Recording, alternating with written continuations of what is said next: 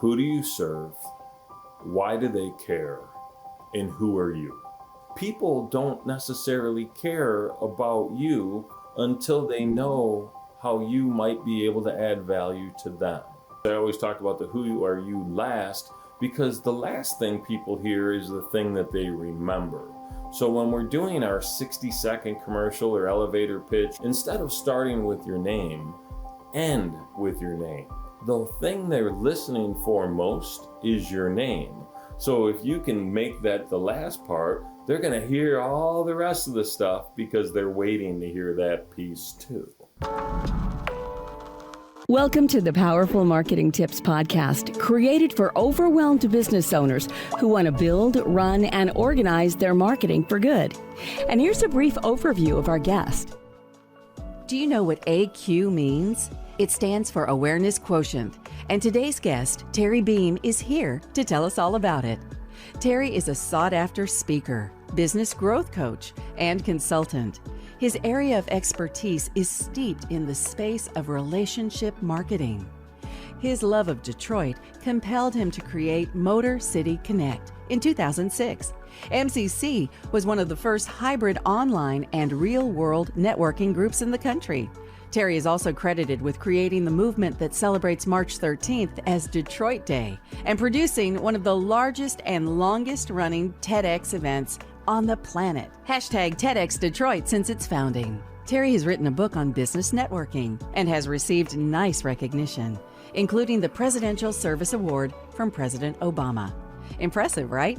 In today's episode, Terry shares how we can get a much better feel of who we are by increasing our internal awareness while making sure others know what a good opportunity is for us. And that means increasing external awareness. Enjoy.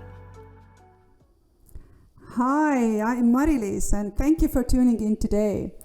So time is the only non-renewable resource in our lives. And I really appreciate your decisions to take this time here with us today. And especially as business owners, we need to be precise about how we spend our days. But we also need to take time for growth. And I am very honored to welcome our guest today, who can help us here a lot. Welcome, Terry.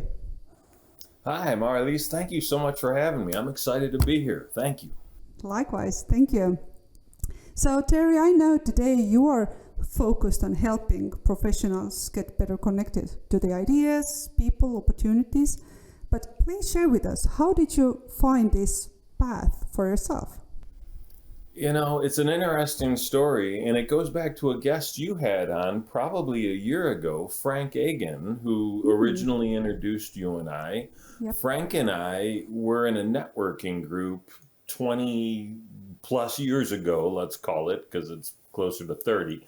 And I got really, really interested in the idea of going out, listening to my clients' needs, and then connecting them to the resources they needed through the network that Frank and I were building at the time. And it's just something that became such an integral part in my life. I was like, how can I use this to help others, to ultimately help myself? Wow, Frank is a great connector. I know that, and I'm very glad he connected us. He is indeed. Yeah, Terry, we very slightly discussed before, this interview here, where should we put our focus today? Because our listeners are, let's be honest, overwhelmed. There's so much to do every day, right? And I know your experiences and your background is so much more. We could talk like hours or days here, but we agreed with you that let's focus on the term AQ. I even didn't know about that before, talking to you about that. Tell to our listeners, please, what is it, and how do you work with that? Sure. To my knowledge, I made it up about 15 years ago. I've seen some other people talk about it in the last 7-8 years, but this AQ is similar to our IQ, our intellectual quotient, or our EQ or EI now, emotional intelligence. but our AQ is our awareness quotient. And I try and break it into two very distinct categories. We have external awareness. What do other people know about us and who we are and what we do and who we serve?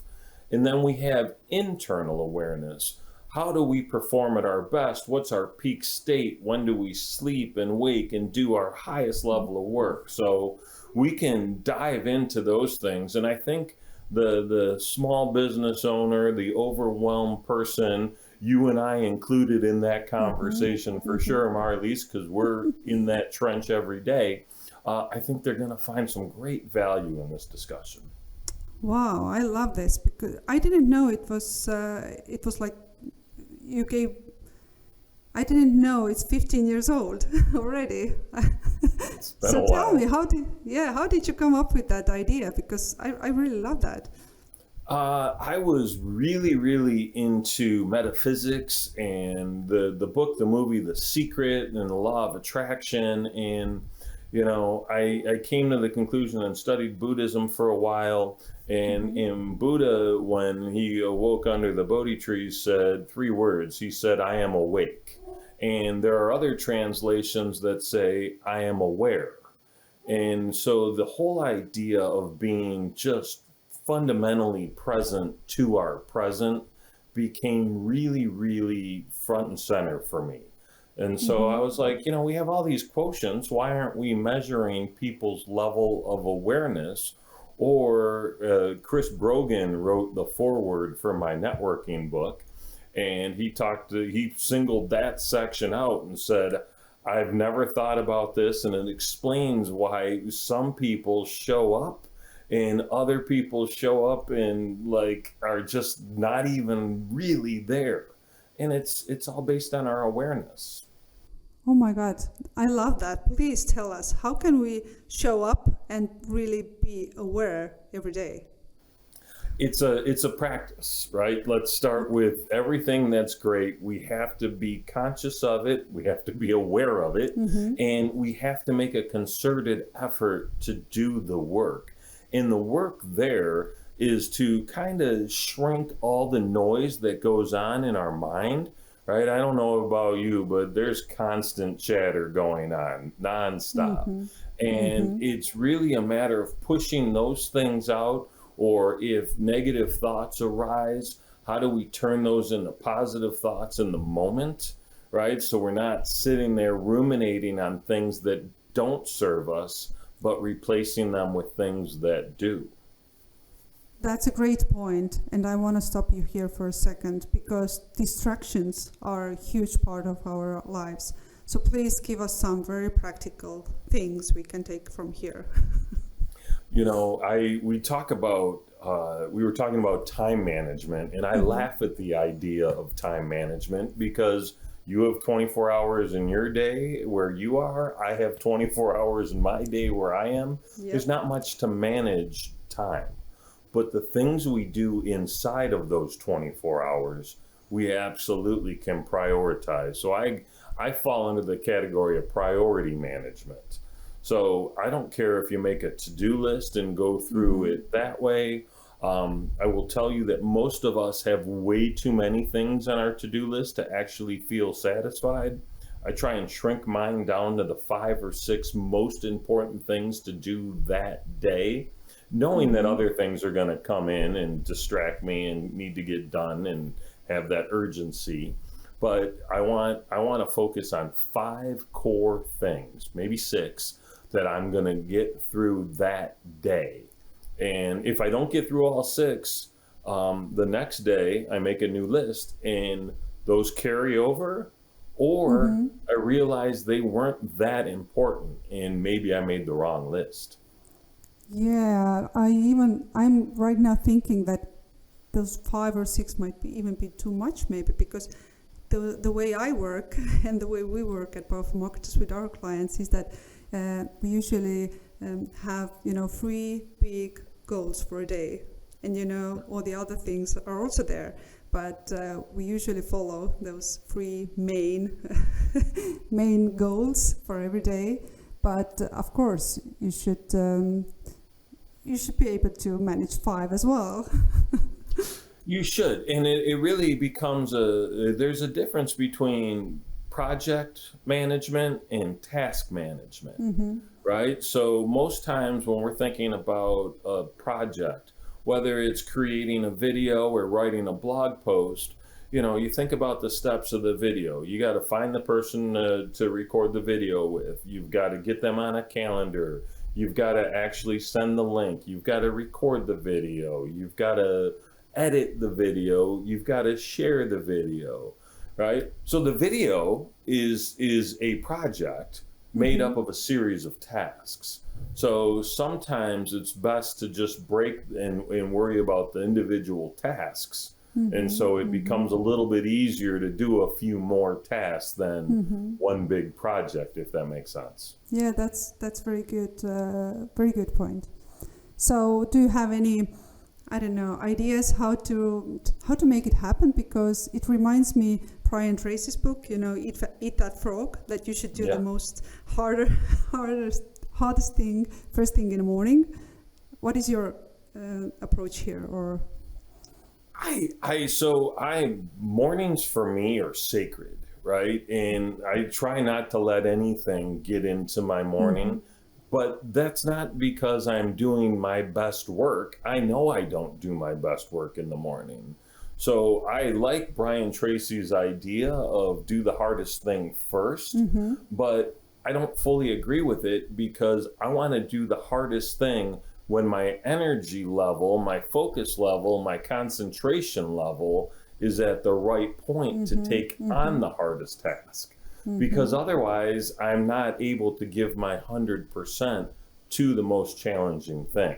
And so there's a circadian rhythm or a biorhythm in each of our lives, and we have to really start paying attention to those, how we show up in specific times during the day, and then do our most important work when we're at our peak state, and lesser important work when we're not. Maybe the important client call is not something you want to do when you're feeling sluggish or tired, as an example. That's very good, because I really hear that now you're circling back to awareness. I should be aware when exactly is my, is this time when I am, most productive during the day, and when is this day when I'm not. I love that. Most people sense a crash, right? They get a little tired, maybe an hour or two after lunch, 2 or 3 in the afternoon. That's not the time to be doing this important stuff. Some people are straight up morning people. I get up 5 o'clock in the morning. I take on the day. I work out. I do my hard work. I make my agenda for the day, and I start working on that tough project. And that's great. But I'm as likely to be up at 1 a.m. as I am at 7 a.m. Right? I'm probably more likely to be up at 1 a.m. than 7 a.m. because it's just who I am. And as such, my best working time is normally after 9 p.m. So I try and do some of the things that, that are going to take the most focus and the most energy, like the writing, the video editing in the evening, because it's just better suited for me. And I spent a long time figuring it out. Why? Because I started paying attention to it. I became aware of it. So step 1 is make an effort to pay attention to when you have the most energy, whether you need to journal and write it down, or whether you just spend a couple, 3 weeks noticing your rhythm, right? Your pattern over the course of a few weeks. You'll start to see, you'll start to recognize when those times are for you. And you'll know what it feels like if you check in mentally and physically and emotionally and spiritually. I love that. Is there any practice you would also suggest? I mean, some people like to meditate. Some people go into yoga, things that really help you to raise this awareness. So step one is find what works for you. I've meditated, I've yogaed, I paddleboard a lot because I live on a lake, and it's about you could work out, you could run, you could nap, whatever works best for you. But it's a key thing that you have to consistently make and take that time for you. And it's hard to do with the 87 things that are coming at us, especially if you're a business owner, married with children and, family obligations and, all these things that aren't even work related that come at us every single day. I know. And we also at Powerful Marketers, are all about how to find this balance. And we use the term MIP time, meaning it's similar to VIP concept, but MIP means most important person, which is me. Ooh, right. I like that. Yeah, I'm an MIP today. Yeah, make yourself an it's MIP. in my calendar. MIP time is in my calendar every morning. I love it. Do you do it at the same time every day? Yes. I'm at the 5 a.m. club for past 7 or 8 years. So yeah, I do my yoga, my affirmations, my everything. I love it. Preparing Wow, for what a powerful tool those are. If you sit down, and if you need inspiration, go to Louise Hay or there's a bunch of other people that have written about affirmations. John Assaraf is one that I like to follow as well. And look at how they structure their affirmations, and then take some of their stuff and reword it to make it relevant to you. That's a very important tip. I know it's big science behind that. So that's, it took me really years to understand, how to work with affirmations. But this is something, that really affects us, But what else is under this internal awareness we should notice? What are we putting in our face, right? What are we eating? That's a big thing. I kind of broke down life in a 5-pillar sort of thing. And those 5 pillars are spiritual health, mental health, physical health, relationship health, and financial health. Right? And the 8 minutes when I was firing high on all 5 of those pillars, it was just the best 8 minutes of my life. Because, you talk about balance. I always look at it like harmony, because balance is kind of even. Harmony actually has a nice flow to it. And so I'm trying to keep those 5 areas of my life harmonious. And so when it's time to do the work, you do the work. When it's time to have the fun, you have the fun.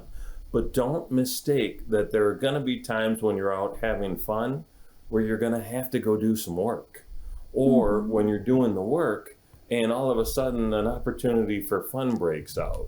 We have to be less rigid and more fluid, because life happens to us and for us. And we have some control, but our control is only where we respond to it, how we respond to what happened. So that's it. I believe last few years have really taught us a lot about that life happens to us, and it's all about how we adapt to that change. That's for sure.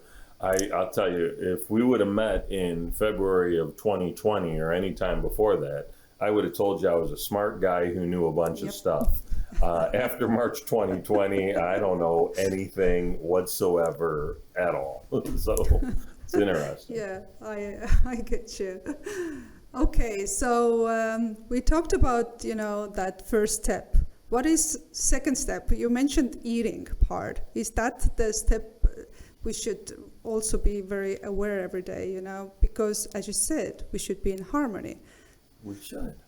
Yeah, so it's an interesting thing. And I don't care what people eat I just want people to be honest with themselves, right? Don't act like you're a health food nut if you're slamming a handful of pizza slices down your face, right? Don't trick yourself.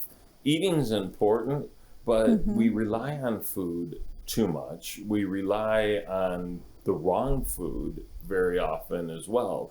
And if you change what you're eating, or even more important, when you're eating, it can change your energy quite a bit too.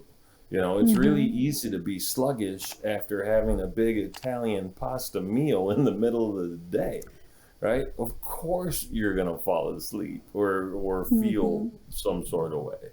So we have to be mindful of that.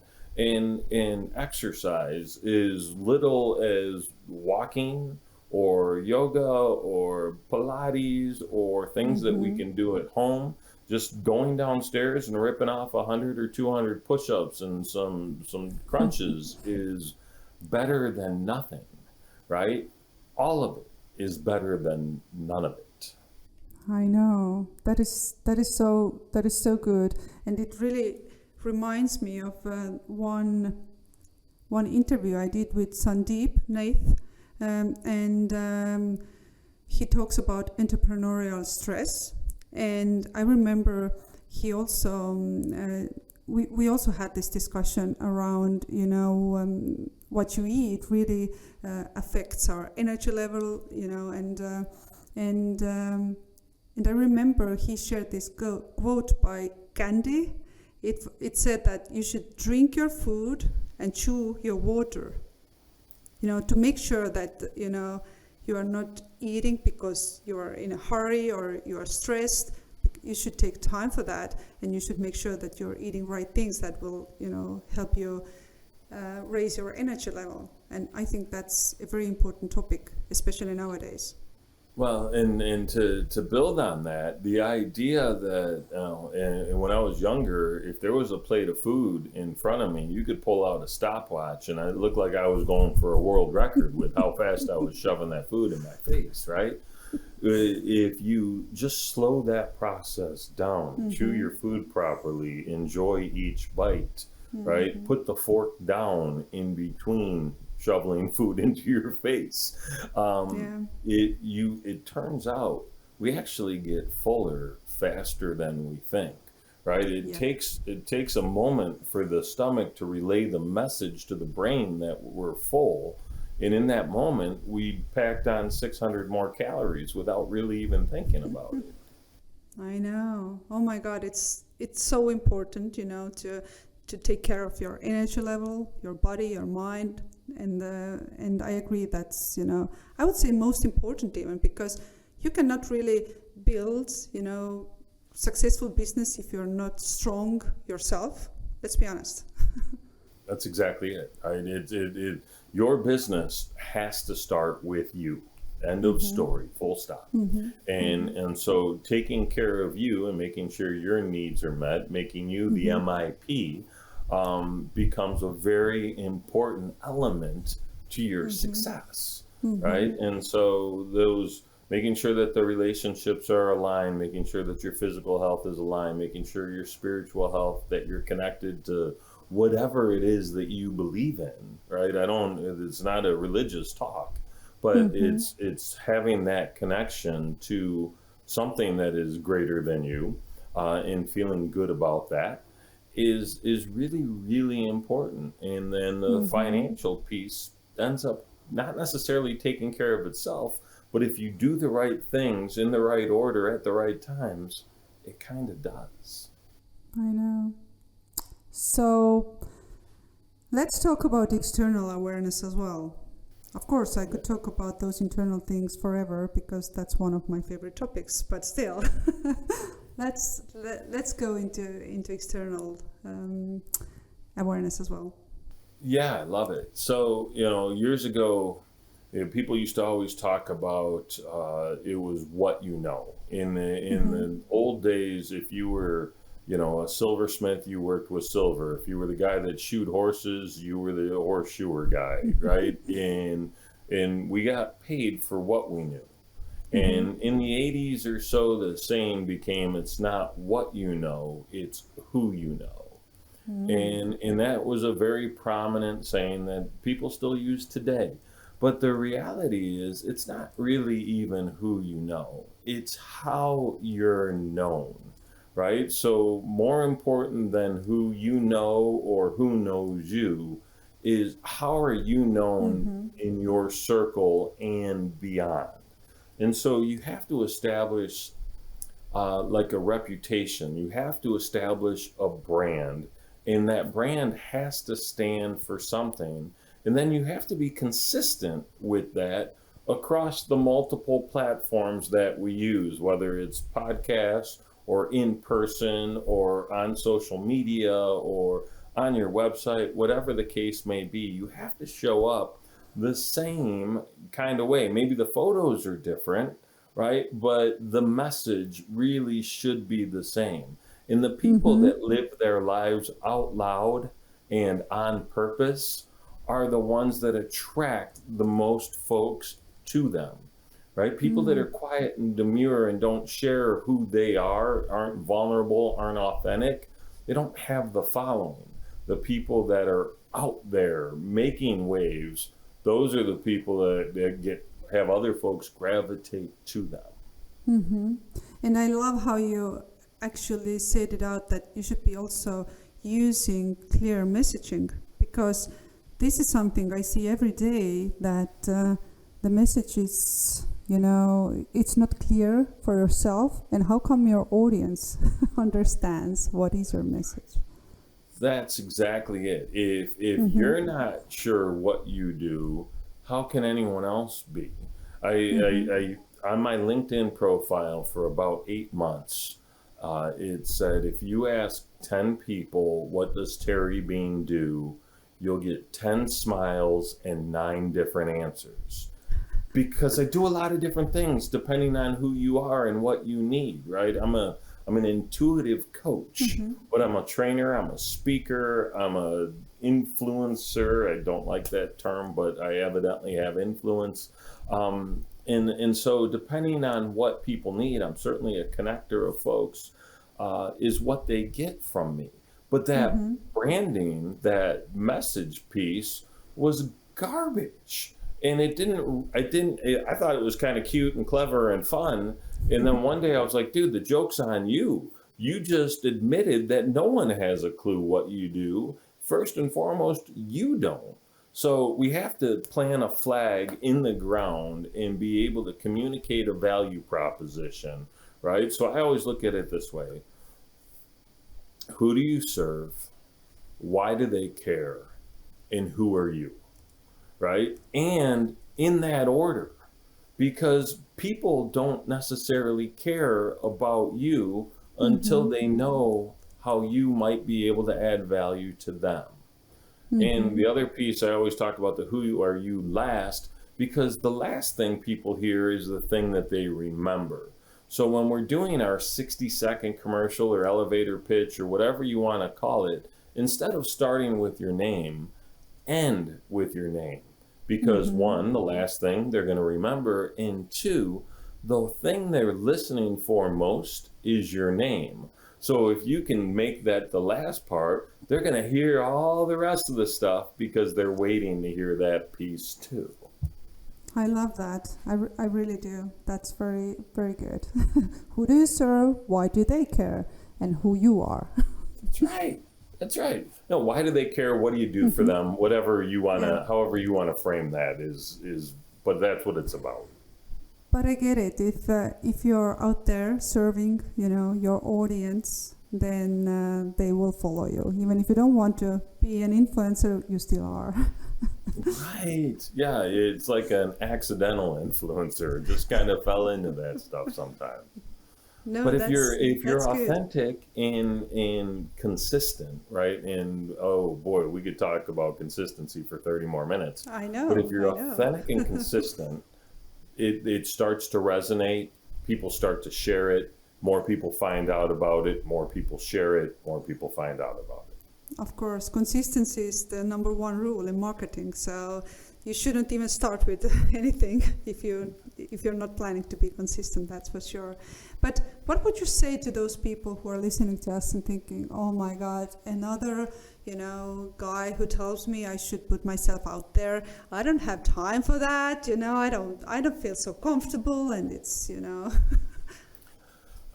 what? It's a habit, right? And it needs to actually become a habit. And with this little baby, right, you can be out there in about 27 seconds. I teach my clients to go to Google, type in their industry, type in funny or type in inspiration, and type in meme, and pull images or memes or content that resonates with you, stick it in a folder on your phone or in your laptop, and then you've got a bunch of content already there that you didn't have to create. You took 10 minutes to find 15 things that made your heart sing, and you can share that without a lot of effort, under 30 seconds. Hey, this really resonated with me today. What do you think about it? Or this is really on brand for me. I hope you enjoy it. Whatever the case may be, put some context around the post because it's not really yours, but share it. And once you get in the habit of that, and once you start seeing some traction from it, it becomes easier for you to keep repeating the behavior. I agree, because there are people still who say, no, I need to be perfect for that. And you know what I did, Terry? I don't think you know that story, but before starting with our own podcast, I wanted to create this habit, talking to a camera. And I took this 100 days video challenge for myself, and I did this over social media. So I promised to my community that over 100 days, I will share a little piece of video every day. And it first felt like a suicide, but I did it, and I was so happy, and actually everybody, who followed me, they were cheering up, and of course the videos were horrible, and I don't want to look at them anymore, but still I had this. I'm glad because I really have this habit now, and I don't feel bad anymore about even doing mistakes, because I'm a human being. So yeah, I think that's a great suggestion from your side. Make it a habit first, and then you can think about how it looks like. Even before the habit, and you just nailed it, you have to set the intention, right? What is the intention? And for those of you that are like, I don't want to add to the noise, don't think about it as adding to the noise. Think about it as how you can add value to your audience, right? Because they'll come back if there's value. If you're only adding value to yourself, you're making noise. If you're adding value to others, it's a different perspective. And one of my favorite quotes here that might help our listeners is, it's hard to be nervous when your heart is in service. So if you're there helping your clients, then it is hard to be nervous and think about how I look in this video. It's not about me, right? Oh my God, I just love this discussion here, Terry, with you, and I could go on like hours, but please tell us, where can people find you and connect with you if they, listening here and they're so inspired, they want to hear more about your thoughts? I love it. Thank you. As social media wise, I'm most active on LinkedIn. It's linkedin.com/in/Trybean, TerryBean. And my website is Trybean.com, Trybean.com. And we will put those links here next to the recording as well, too. Perfect. So one thing before we wrap it up here, if you feel like you need some inspiration, what is the quote you think about, or what is the song you would listen to? I love that question. So there's two songs that come to mind immediately. One of them is a song called How About You by the band Stained. It's the refrain is, I gave my soul to get here. How about you? And the lyrics are really cool. And the other song I love Sting. I just needed to comment. I love them too. Aaron Lewis is going to be in town in a couple of weeks. I'm like, am I going to see this? I don't know. The other one, it used to be my ringtone on my phone years ago, was Get the Balance Right by Depeche Mode. And I just like those words are so important, and it's got some great lyrics in it as well. I love that, and maybe we should tell them to have another song, Get the Harmony Right. That's right, absolutely. Listen, let's be in harmony, people. Let's be in harmony. I couldn't agree more. I have a tattoo with Chinese characters right here that supposedly says harmony. I don't read Chinese. It could say this guy eats chicken. I have no idea. But that was the intent. But what about the quote that inspires you? Martin Luther King has long been an inspiration in my life. And I remember like the first time in third grade having to write a report. I ended up writing on him. And so one that comes to mind is, you don't have to see the whole staircase. You just have to take the first step. And I'm all about forward progress, right? Keep moving forward, which was a Walt Disney saying. And it's such an important thing. Listen, you're gonna get knocked down. Good God, you're gonna get knocked down, but you gotta get up again, right? The only people that stay down, or the only people that don't move forward, are the ones who stay down. Just keep getting up. I love that. That is so powerful, Terry, really. Oh my God, I got my goosebumps right now. Thank you for that. But, few last thoughts here for our listeners who are listening to us and thinking about their AQ today. Is there anything you want to add to wrap it up for our listeners today? Yeah, again, the idea of being intentional is one. The idea of practice is two, right? And the idea of focus on being present to your present, right? Bring your whole self into the moment. The one thing I tell people all the time is, we've all got head trash. We've all got past. We've all got things that we're ashamed of or embarrassed by or whatever. We've all got grievances about people that did wrong by us or whatever. You can take all that garbage and squish it into a little ball, bury it in the recess of your mind, and you can go visit that crap whenever you want, but drop it. Don't carry it with you into every single interaction, right? Bring your best self forward. Leave that stuff. And again, go see it whenever you want.